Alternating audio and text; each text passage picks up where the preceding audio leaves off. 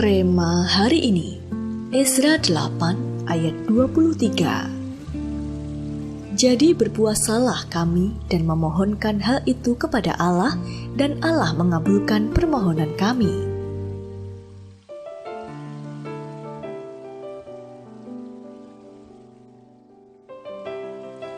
Setiap kali teringat akan hutang-hutangnya, Lila merasa kepalanya pusing 7 keliling.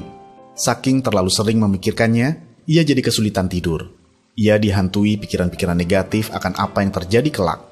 Mau makan rasanya tidak enak, mau bertemu teman-temannya rasanya malu, sehingga ia memilih banyak mengurung diri di rumah dan menangisi keadaannya.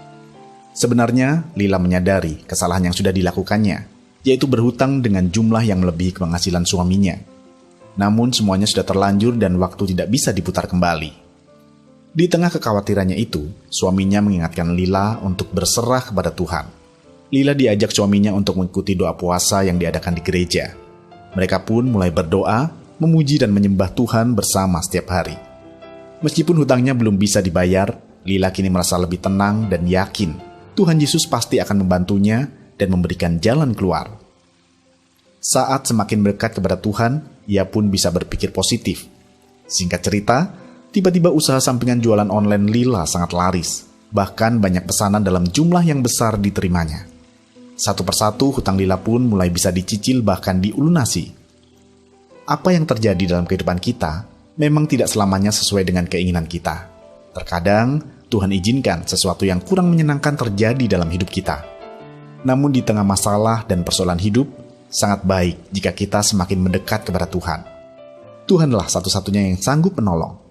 Di saat kita sudah mulai kehilangan harapan, ketika kita dekat dengan Tuhan, kita akan mengalami peningkatan rohani dan kita pun bisa memiliki pikiran positif atas setiap hal yang terjadi dalam hidup kita.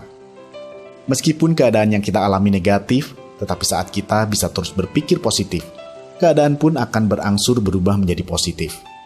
Oleh karena itu, milikilah kemampuan untuk selalu berpikir positif agar kita bisa membalikkan keadaan yang negatif menjadi positif.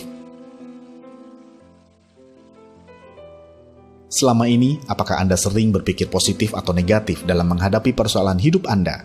Mengapa? Mengapa dengan berpikir positif, situasi negatif bisa berubah menjadi positif? Bagaimana cara Anda agar selalu dapat berpikir positif? Bapa yang baik, kami berterima kasih untuk setiap keadaan dan permasalahan yang kami hadapi. Kami percaya semua terjadi atas kehendak-Mu dan semua ada dalam kendali tangan-Mu. Kiranya kami bisa selalu berpikir positif, sehingga hidup kami bisa berdampak dan menjadi berkat bagi sekeliling kami. Di dalam nama Tuhan Yesus, kami berdoa. Amin.